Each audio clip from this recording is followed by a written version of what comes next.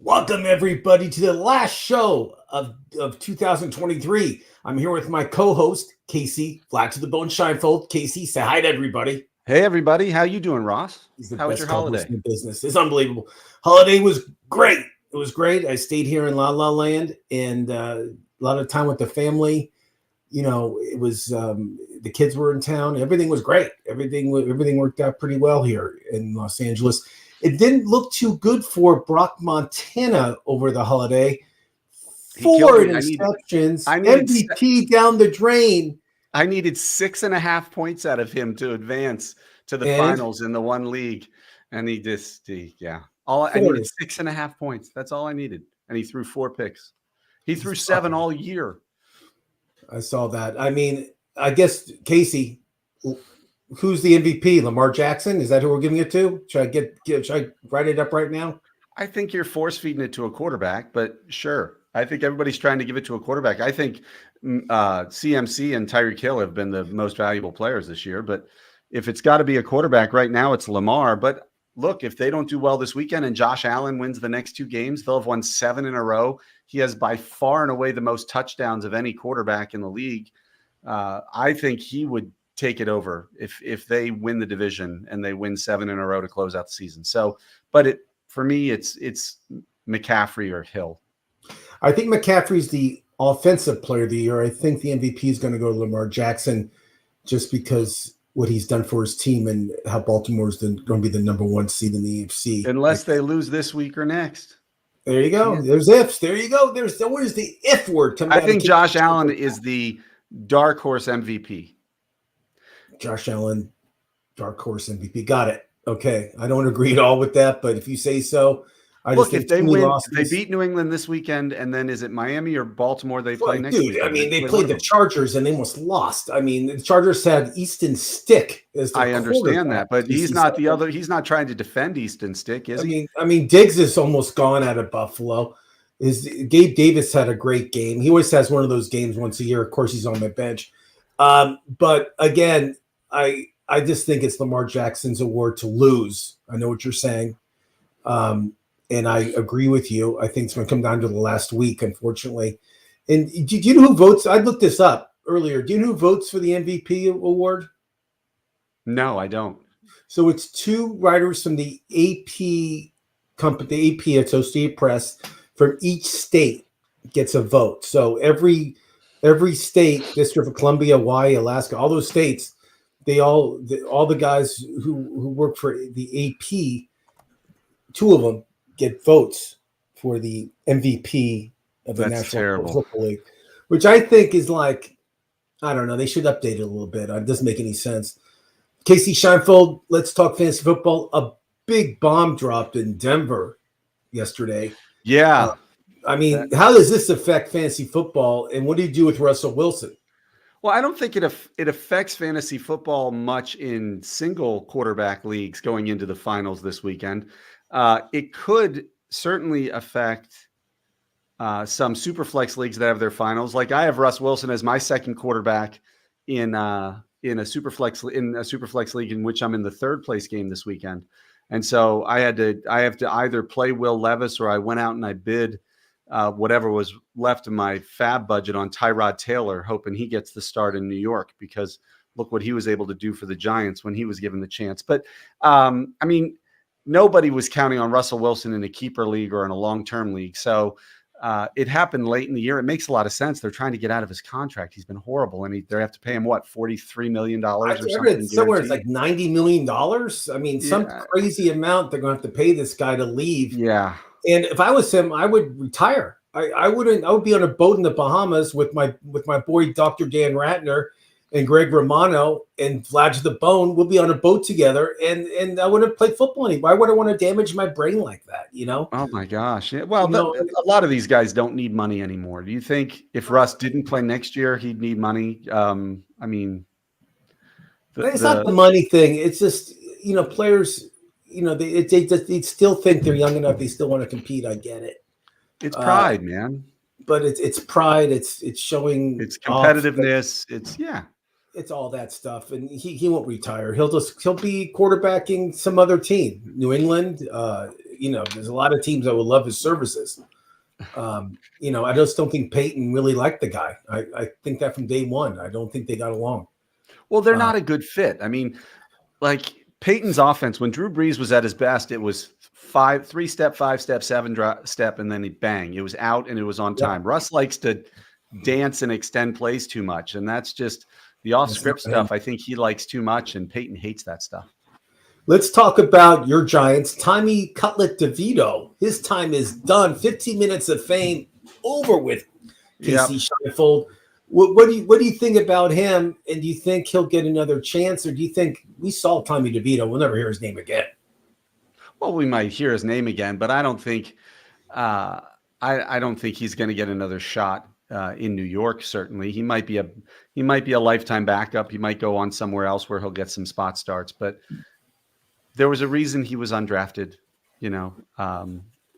everybody can for every Brock Purdy or Tom Brady, these end of the draft people who end up being very successful quarterbacks.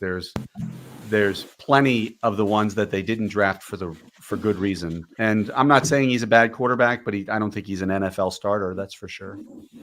I agree with you. And you mentioned you're in some playoffs, and if you guys are still in the playoffs, I'm sure this is championship week. There are not many leagues that go to week 18, but maybe I'm wrong. But Kasey, if you have any questions, who you should start, who you should ride, who do you think is going to have a great week, ask us. Unfortunately, I'm out. Either I won my league or I'm out of the league. I won that survivor pool we did too, just so you know, Kasey Scheinfold. I'm the winner. And so congratulations if you won. Congratulations if you're still in the playoffs, Kasey.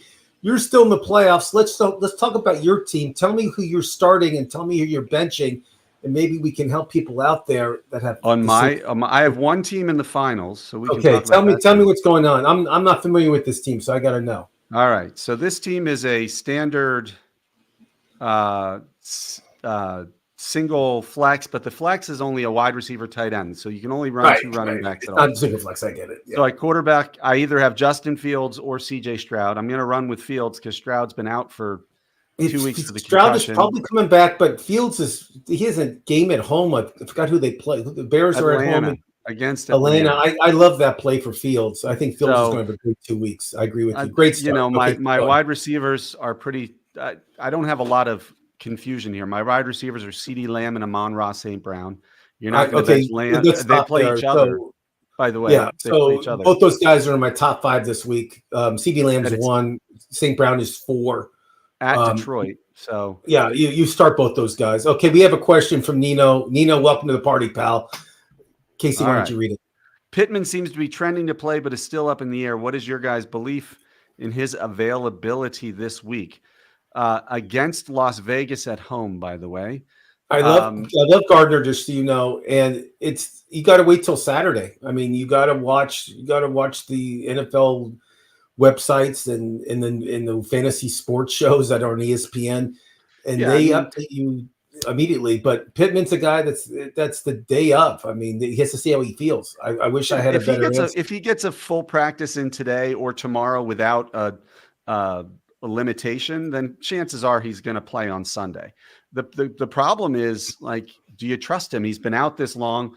The Raiders have been a top 5 defense over the last 4 or 5 weeks. What they've done to some teams. I mean, you saw what they just did to Kansas City last weekend. Loved it. Max Crosby's been, to me, might be the defensive MVP, has been killing it in Las Vegas. Antonio Pierce, Giants love right there, former Giants linebacker. Yep. Has them playing some great ball. I don't know who your other guys are, Nino, but if you have viable options to play instead, I'm not sure how much I would play Pittman either way. Yeah, but if I would play Pittman just because of the volume. I mean, he gets like 8-9 receptions a game. Yeah, I mean, he's a target monster. Minshew loves him. I mean, Gardner loves this guy, and I love Gardner too. Look at the next question, Ross. If he's ready to go, are we starting him or Bijan this week? Ooh. So let me tell you about Chicago Bears defense. They have, just like you mentioned about the Raiders, Kasey Scheinfold. They're both playing the great. Bears defense have been great. I mean, and they're playing that cold weather. It's snowing right now in Chicago. Just, I just talked to a buddy of mine in Rockford. and it's snowing there, and it's horrible conditions.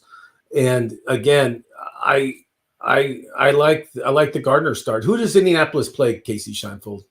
Indianapolis plays the Raiders, and Bijan plays the Bears. And the Raider games has to be in Indianapolis. The Raiders play home every week. I mean, it's a joke. So I would definitely start Pittman if he's healthy over Bijan. I hate to say it, but I would. I think that's the right start. Just because the volume and just because the Raiders outside in the cold weather. I mean, not the Raiders, but excuse me, the Atlanta Falcons in the cold weather outside. They're not that team. Let's talk about cold weather. I have a question for you. It's not about NFL, though. It's about college football, Kasey Scheinfeld. I know you like college also. I do love college football. So do you have all answer Nino's question, by the way, I'm probably starting Pittman over Bijan. There you go. I said that already, but thanks for listening.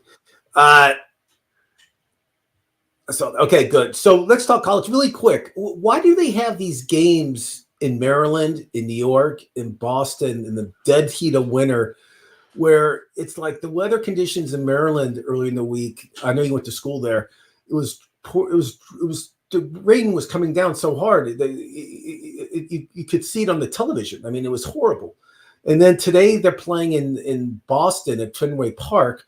And then right now they're playing in Yankee Stadium. I mean, first of all, who pays money to sit in the snow like that and watch two teams play that are missing half their team because of either NIL stuff or? Now you're kind of you're conflating two different issues. The NIL, people not wanting to play in bowl games, is this new phenomenon since I think McCaffrey, wasn't he the first big one to sit out a bowl game? I don't know. I don't ever since Willis McGahee blew out his knee and killed his stock value, but his draft stock. But they want to get fans from all over the country to come to games. Like, I live in Pennsylvania. I'm not going. Don't get me wrong. I don't think it's a great idea, but if you can get 30,000 people to go to Yankee Stadium to watch a football game because they'll spend a weekend in New York City, I guess it makes sense to them. Well, hold on. First of all, it's all these bowl games that were never around when I was a kid. There were like 10 bowl games. Yeah, they're trying to add. Every one of them makes money. ESPN owns all these bowls, and they have all these stupid sponsors like Pop-Tart, and they have all these mayonnaise bowl. I mean, all these stupid bowl games. Seriously, it's horrible. And ESPN, it's just programming for Christmas time. They have every day. There's morning, afternoon, at night. Boom, boom, boom. And it's getting ridiculous, Kasey Scheinfeld. I mean, I'm watching teams play, and like kids are just like not even trying. Like after receivers catch the ball, they're just dropping to the floor and they're dropping past. I mean, no one cares. I mean, as much as I want to say. I mean, I just bet on the teams that are the closest to home. That's what I do. Like Rutgers today, or whoever. It doesn't matter. But it's just awful. It's awful. They have to do something about it, Kasey Scheinfeld. Too many bowl games. Albert, welcome to the party, pal. We're talking college football real quick. We'll go back to pro right now. Kasey, back to Nino. We do appreciate you too. Thanks for tuning in. Thanks for the questions. I hope at least you win, even if I don't this weekend. Okay, so let's go to your running backs. Who are you starting running back in that league? My starting running backs are Rachaad White, who's been great up until this point, but New Orleans is a pretty tough matchup, and Arizona Gibbs. State. Gibbs, I love. Has been I've been lucky because I'm running 3 Detroit Lions, and they've been playing so well because then my tight end is Sam Laporta. I also have Jake Ferguson as a tight end, but I'm not running him. I'm tempted to put Ty Chandler against Green Bay in the Dome instead of Rachaad White against New Orleans, but God, White has been so good for me. Minnesota's starting the new quarterback this week. They're starting the rookie from BYU. That doesn't help. I forgot his name, but there you go. I mean, he played a little bit. He started one game earlier in the year. Nothing too impressive, but they announced him as the starter. And so here's my question. Do I run Romeo Doubs at Minnesota because he's been doing well, or do I run Jake Ferguson against Detroit in my wide receiver tight end flex spot? I love Jake Ferguson, and I think that game's going to be a high-scoring affair. I see both teams scoring points that game. And I think Jake's going to get the ball in the red zone. I like Jake Ferguson. I don't know if you agree with me, but I just think he'll get more opportunities and he'll get more receptions than Romeo Dobbs. And my streaming defense of the week, because I do it like you do, is Denver against the Chargers in Denver. I love it. Easton Stick will throw at least 2 picks. That's a great start, Kasey Scheinfeld, that you're playing it smart. You want to attack these rookie quarterbacks.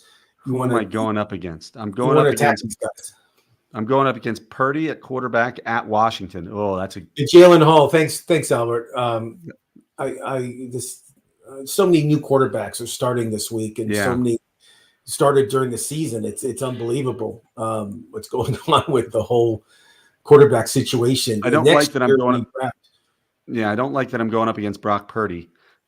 Because that's at Washington after he just threw 4 picks. So I think they're going to make sure Brock he throws 7 touchdowns. Brock Purdy's going to have a huge game, obviously. Garrett Wilson doesn't worry me. Tyreek Hill at Baltimore could be scary. He's got Singletary and Jonathan Taylor as his running backs. Well, he's going to need to put in a different tight end. Does he have a tight end on his bench? Because he's got Hawkinson in there right now, who just went IR. So Freiermuth is going to be his tight end. He's got Godwin last week. Godwin at his flex, and then Buffalo is his defense. So it's going to be a good game. Buffalo's missing a lot of starters. It should be. Let's talk about tonight's game, Kasey Scheinfeld. I can't believe we were talking about Joe Flacco would be leading a team to the playoffs. Now, they interviewed the Jets coach yesterday, and they asked him bluntly. They said, "Do you regret not signing Joe Flacco?" And he says, "Well, he's not really the right guy for our system, and we have other. He's lying. I mean, he regrets. Right. I mean, this guy's throwing 300-yard games. Well, what is he supposed to say? Is he supposed to say, "Oh, I totally regret it. I'm stuck. I should be fired. I'm stuck with dumpster fire Zach Wilson and." And Simeon, Marcus, what's his name? Yeah, Trevor Simeon. Trevor Simeon. I mean, that's who he's stuck with. And they also had another guy with Boyer. Is that who started a couple games? I mean, it's been horrible. I mean, if the Jets signed Falco as soon as Aaron went down, let's say, they would be over 500. Kasey Scheinfeld. I mean, it would have been a different season. I mean, you're talking about a quarterback that's won a Super Bowl. You're talking about a quarterback that made Cleveland relevant in football. I mean, even Dr. Dan Ratner, who's a sworn Browns fan, dumped his team early in the year. Now he wants back in. He left them for moral reasons. It's what, because of the massages Watson got? I mean, come on, wake up. I mean, you don't think every team has somebody like that on their team that gets massages? Come on. If I don't know about it, I don't know about it. Fine, but I get it. But I don't think Watson's going to. I don't think Watson's going to be there next year. I think they're going to get rid of him too. How many years do they have left on that contract? 4 or 5 at least. Oh, Jesus. And it's all 200. Wait, they gave him 220. Divide that by, I think, is it a 10-year deal or 9-year deal? Is that one of those crazy? Kasey, 220 million? It's a lot of money. Let's talk waiver wire pickups through the year. 5-year, $230 million. So he's until 2027. Is it one of these no cut deals? You can't cut them? I don't know. It's fully guaranteed. So even if they cut them, guaranteed, so it's no cut. Yeah, whatever. Folks, let me give you a little suggestion. These long, big contracts, Ohtani, all these guys, it's not worth it. Don't do it. I don't care what they say. There's always better people out there. DK Metcalf, who I like for Seattle, or Nico Collins. I'll go first, Kasey. I know. I'm pretty sure the quarterback CJ Stroud is back for Houston. So yeah, and they're playing I know his favorite Tennessee. receiver. Tennessee's. We talked about this. Their DBs are not good, horrible. I'm starting Nico Collins if CJ Stroud is starting. Yeah, I think so too. I mean, Pittsburgh is not the easiest matchup. Now it's at home. And DK Metcalf is such a boomer bust. He could just as well have 7 receptions for 147 yards and 3 touchdowns as he can 2 for 24 and 0. And so I think Nico Collins gets a more consistent volume, especially with Tank Dell out. I would run Nico Collins out there. Yeah, I mean, I think your boy Noah Brown should have an average. He'll be okay, but Nico Collins is his favorite target. I mean, that's When who he goes Dell's long. out. Yeah. Yeah, I mean, yeah, but Dell's out the whole year, so we're not even talking. His name isn't come up. Let's talk, and then we'll make this a short show. We'll go after this, but wait, we'll talk about this next week too. We'll talk about best players each position and everything. But I want to talk about waiver wires, and we all pick up people in the waiver wire, good and bad. Who do you say was the waiver wire steal of the year? Like you drafted in week 1 or week 2 even, you picked up somebody or somebody else picked up somebody and they came out like smelling like it was the best waiver wire you've ever seen. Who would you say? It's got to be two. Kyron Williams has to be it. Kyron Williams, I have number 2. Or Puka Nacua. I mean, Puka or Nacua is CJ Stroud. 1. Or Puka CJ Nacua Stroud. is number 1. Stroud is 3. Yeah. I mean, is there anybody else that? I mean, those are obviously the obvious because I have the same names you have. The irony of it is all 3 of them are now untouchable in Dynasty, probably. I think they were untouchable. Well, probably not before the season started, but people had high hopes on all 3 of these guys. Is there anybody else that, let's say, you can keep 6 players that you picked up on waiver wire that you're looking at that you should definitely keep? Those 3 guys, I think you should definitely keep if you have to keeper league. So you're saying other than those 3, is anybody else that you picked up? You said, "Oh wow, this guy." I mean, I would say Tank Dell. I would say he's on that list. Are we talking that are keepers? Okay, so I would say waiver wire guys that you picked up or in your league picked up that you would definitely keep in a league that you keep 6. Let's say. Okay. Sheesh. You got to warn me of these questions. No, I don't like warning you. I noticed. I mean, I'll mention a few names. You mentioned Puka. I think Nico Collins is probably one. I mean, Stafford. Do you keep him if you have not him at his on your age? I don't think it is age. Okay, that's fine. Don't go crazy on me. Zaire White for the Raiders. I mean, what do you do with Jacobs? Horrible year. Yeah, is he? Yeah, it depends. I guess he won't be back next year. I think he signed a 1 year. I want to say he signed a 1 year deal. I think, or they can cut him. Probably. Zamir White's earned, I think, a keeper consideration. Yeah, quarterbacks. You're going to be hard pressed to find a quarterback outside of the top 4 or 5 that I think are going to be keeper worthy, right? Really? So you're looking at running backs and wide receivers. I think that, wow. Good question, Ross. Good question. We could think about it, but you did get it right. You got the top 3 guys. I think Sam Laporta is probably up there. He was drafted in most leagues. I mean, he was drafted, but he was drafted late in the draft as a flyer because rookie tight ends are supposed to be terrible.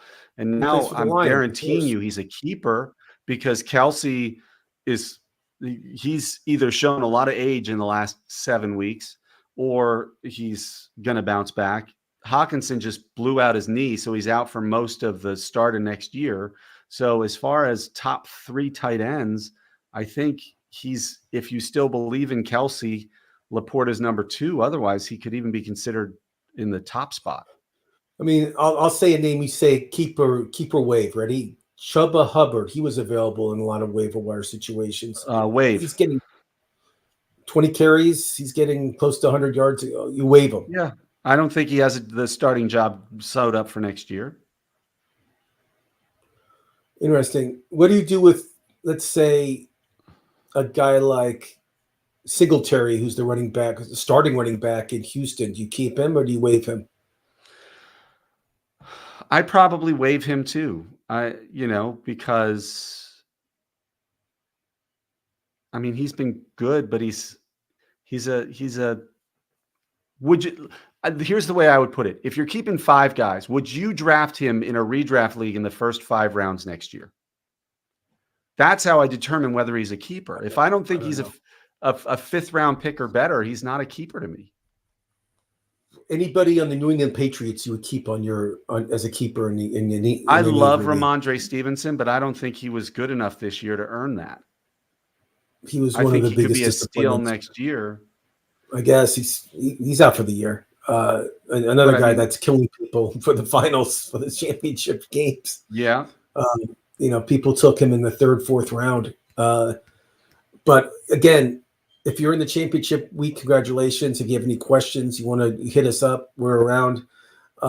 There's a lot of great football. There's 2 weeks left. I'm excited about it. It's going to be some great games on New Year's Eve, right, Kasey? Sunday's New Year's Eve.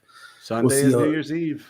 And then New Year's Day, there's no Monday Night Football because we're all watching the national championship games.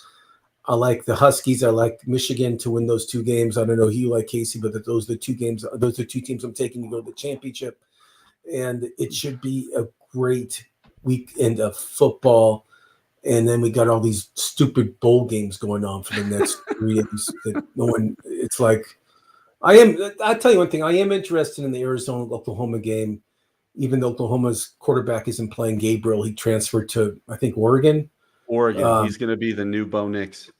I guess. And then the UCLA quarterback transferred to Oregon. So what's going on? Maybe they're going to run a 2-quarterback system.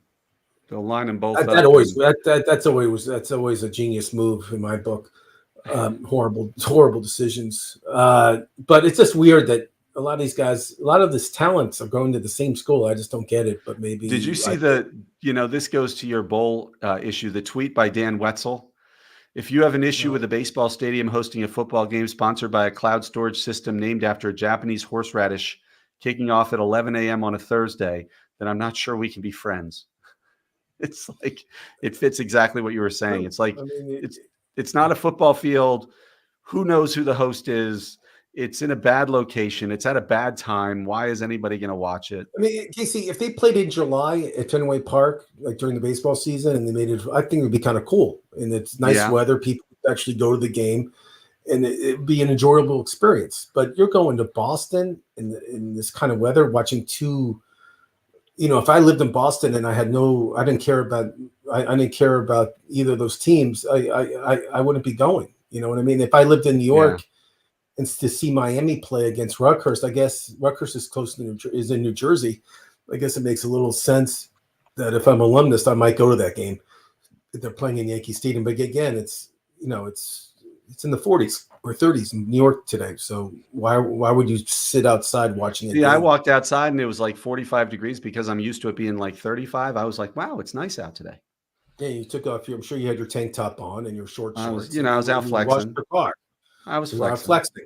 Yeah. Okay, Kasey. Anything else that I missed? Anything you want to talk about coming up this week? I think we covered it. So we talked about kind of Kyron Williams and Puka Nacua being the biggest surprises of the year, or the kind of league winners of the year. Who are the biggest duds? Where do you want me to start? I'll give you a couple. Eckler for the Los Angeles Chargers, drafted in the first round horribly. Yeah. He was Bijan Robinson, first round pick in a lot of leagues. Top 10 pick. I know. Never played a snap and was a top 10 pick. I'm not going to go to the mediocre players that people expected them to jump. Like, I'm not going to mention Kyle Pitts. And then, or Trevor Lawrence, right. But Nicholas Chubb, not by fault of his own, but Chubb has to be. Chubb's in there. Mike Williams of the Chargers. Joe Burrow killed a lot of people in a lot of leagues. That's a great one. I mean, Patrick Mahomes. I would say the whole Kansas City team. I mean, Kelsey's not having a great year. Kelsey's another one of the big ones. Yeah. I mean, he played the first 4 or 5 weeks. He was great. It seems like every week he's with Taylor Swift. The Raiders, he led the league in rushing last year, Casey Scheinfeld, and now he's like a huge bust. I mean, even the Raiders are playing well. They're playing well because other players. Antonio Pierce has that defense on fire. Yeah. They should really make him the head coach. I know it's an interim situation. I'm thinking who else was like a big dud this year. what's his name? The running back for Seattle. Yeah, People Kenneth expected Walker. He was great the first few weeks. third. Yeah. Yeah, then What he about died down. what about your boy Jamar Chase? Would he count as a dud? I think with Burrow getting hurt and all the changes at quarterback affected him a lot. Yes, I hate to say it, but they expected him to lead the league in receiving and Yeah. yard and huge game. Yes, and he was drafted. He was like the first or second receiver drafted in a lot of leagues.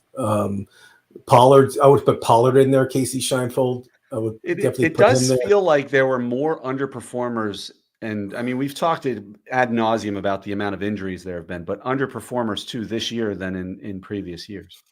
Yeah, I mean Pollard was a big dud. I mean Derrick Henry disappointed a lot. he had a few big games, but Yeah. yeah, you're right. I mean, but he wasn't Jalen drafted.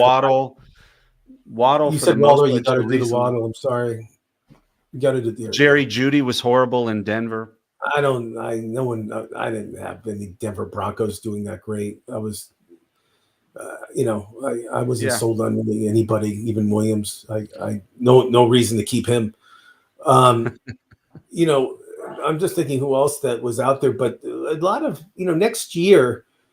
I mean, we'll talk about it, but there's a lot of players that are on my do not draft list. I'm just telling you right now. There's guys that I never want to ever on these guys. I never want to see Tony Pollard on my team ever again. I never want, this players I don't want to see on my team. So there you go. And we'll talk about that. Right. Ross's bad list. That's right. Bad list, the naughty list. That's right. Okay. All right, Ross. Well, I'm Ross the Boss. That's Casey Vlad to the Bone Scheinfeld. We'll see you guys next year. Yeah. Have a great new year, everybody. And enjoy the football game tonight. It should be 20 I say it's 20-3. I bet that's the final score. Casey, what's your prediction? Cleveland 20-3. Cleveland. I think Cleveland's going to win 27-9. 27. I like that too, Casey Scheinfeld. We'll see you next year. Thanks for watching. All right, guys. Celebrate health. Celebrate responsibly this weekend and enjoy a lot.